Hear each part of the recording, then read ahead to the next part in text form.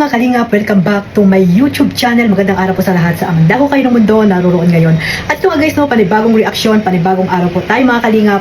At ayun nga guys, no, natapos na ba mga kalingap ang usapin sa GF, ay BF pala, boyfriend ni Carla.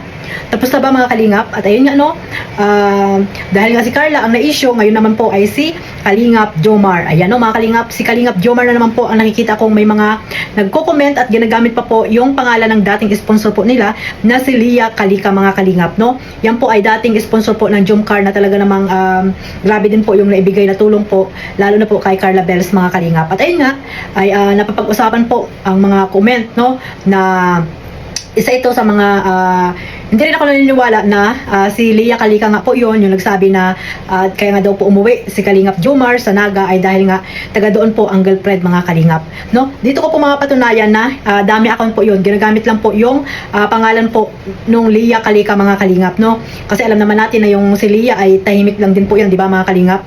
Pero ayun po, nasa inyo na rin po yan kung maniniwala kayo, kasi nga nakita ko po or may nagsabi po sa akin na ginagamit lang po itong pangalan po ni Lia Kalika, na ayun nga daw po ay nag-comment nga ito doon sa live ni Kalingap Ian.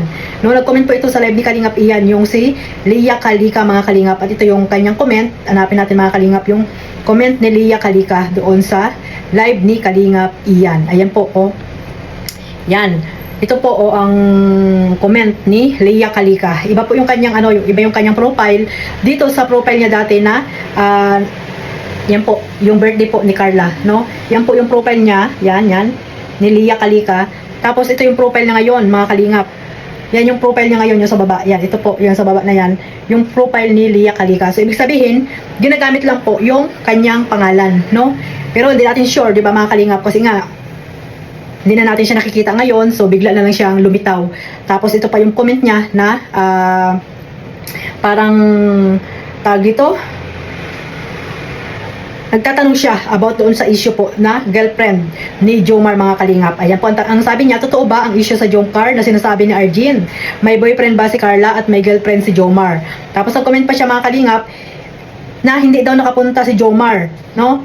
Pinauwi ng girlfriend niya sa Naga mag-celebrate ng anniversary.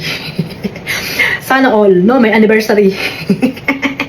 At alam na alam niya na mag-celebrate ng anniversary. Samantalang si Kalingap Jomar ay walang alam na mag-celebrate sila ng anniversary mga kalingap. Itong si Lia Kalika, no, ito talagang kilalang kilala niya or alam na alam niya, baka kapitbahay ito ni Kalingap Jomar doon sa Naga, no?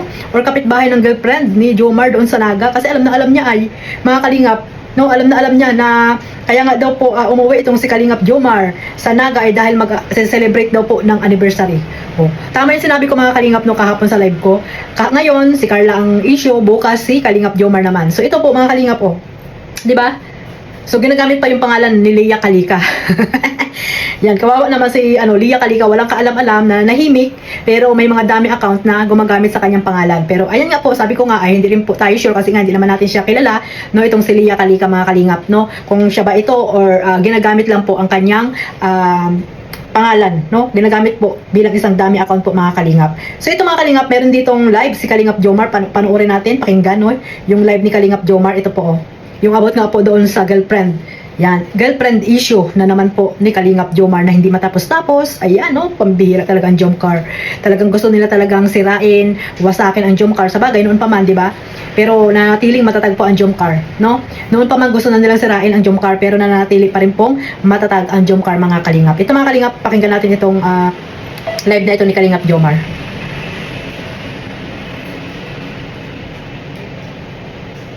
Wait lang. Vlog kasi ako dun guys sa Naga. Magpapala din na rin. Meron din, nag-vlog kasi ako dun guys sa Naga. Mapapala din na yan po sa sumunod na araw. May emergency lang din kasi. So, regarding sa health. So, kailangan din. So, hindi po ako naka-attend guys.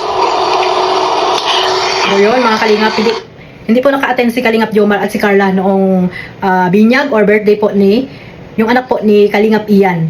So umuwi po si Kalingap Jomar doon sa Naga at si Carla naman po ay busy kasi nga nandun din pumunta sa diet yung nanay niya kasi nga bibili po sila ng gamit sa baby po ng kapatid ni Carla, mga kalingap, no? Yung mama kasi ni Carla ay buntis, di ba? So pumunta po ng dait nung time na binyagan or birthday ng anak ni Kalingap Ian. At ito naman si Kalingap Jomar, no? Dahil nga hindi naka-attend, ayan, nagkaroon na naman po ng issue na di umano daw po, kaya umuwi ay pinauwi ng girlfriend dahil nga anniversary daw po, no, ni Kalingap Jomar at ng girlfriend niya. So ito po yung paliwanag ni Kalingap Jomar. Kaya daw po siya umuwi ay nag-vlog po, mga kalingap, doon sa Naga. Binalikan yung kanyang dating beneficiary po, mga kalingap. So ito po. So, yun. Taga-Naga ang girlfriend ko, Taga-Naga. Okay. Okay, issue, you know. Issue. Kung siya galing, saan yan galing po, guys. Pero, yun. Nag-vlog po ako sa aking beneficiary po sa Naga. Kasi, Saan daw galing yung girlfriend issue? Saan nyo na naman daw galing o napulot? Yung girlfriend issue na noong pa man ay binabato nyo dito sa Jomcar. No, saan nyo daw po napulot yan? Buti kayo alam nyo, di ba? Si Kalingap Jomar, hindi niya alam na may girlfriend pala siya sa Naga. Pambihira kayo, ha? yun nga po, may bigla ang emergency. So, maano nyo na po yan sa mga susunod na araw. Yes po, Tito Lynn, Sabado, shara po sa inyo. Iba rin talaga ang usapan. Ibang usapan na rin talaga ang paniniraw, puri. Yun. So, yun guys. Let's all pray na lang sana maging maayos ang lahat po sa kanila. And also din sa atin. Yes po Yung kay guys. Carla kasi, RG, no? Paninira talaga yung kay Carla na wala namang katotohanan, no? Talagang sinisiraan si Carla na may boyfriend nga daw po, di umano. So, ayun po, ngayon, di ba, mga kalingap, so yan po yung mga issue ngayon, no, dito sa Kalingap, itong kay Carla nga po na sinabi ni Arjin, no, sa kanyang live na ayun nga daw po na alam daw po ng mga taga-Tarom, no, na may boyfriend nga daw po si Carla. So yan po ay isang paninira po, no, paninira po rin po yan kay Carla Bells, mga kalingap. So sabi naman ni Kalingap Jom, sana daw po ay maayos na, no. Hindi kasi natin alam kung bakit ganito to si Arjin, nagpapasikat, no, nagpapasikat kasi nga hindi na siya napapansin. Kaya yan, si Carla na ang kanyang laging binabantayan ngayon, no. Nakakalungkot, di ba, mga kalingap? Kasi nga, magpinsan sila, magpinsang buo. Pero ayun po, ang nangyayari, mga kalingap. Sinisiraan ni Arjin itong si Carla Bells. Hindi natin alam kung bakit, mga kalingap. Di ba? Nakakalungkot. Yun lang naman po inano ko. Next, na lang, change topic na lang din siguro kasi pangit din naman kung laging ganun ang ito topic natin. So, Tama. yun. Sabi ni Ma'am Rodel and Luzada, hindi po yun si Ma'am Leia Calica. Gamit lang niya pangalan niya. So, possible din sinisiraan si Ma'am Leia Calica. Oo, yan. Same po ng pero I don't paano po ba regarding naman po guys sa mga dating supporter or sponsor, I don't have any bad thing naman po sa kanila. I mean, Tama, oo. ako nga sabi ko, I'm still thankful po na dumaan sila sa atin. Naging kasama natin sila sa journey po. So, di ko alam kung anong nangyayari, pero still thankful ako sa kanila. Opo. Yan. Naging na.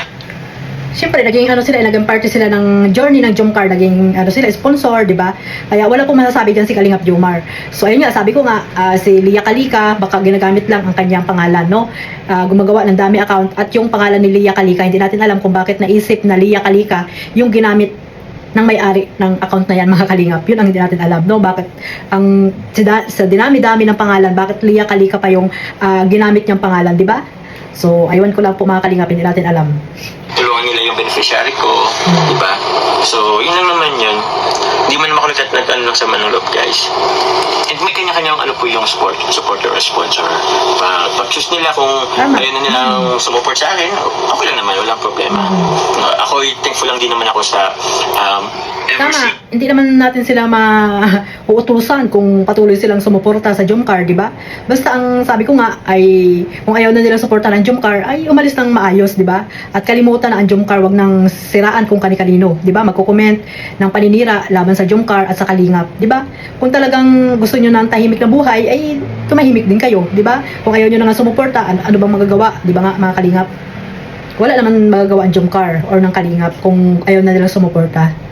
From day one up until now na sumusuporta sa akin, yun na lang din ang tinitreasure ko rin talaga. So yun.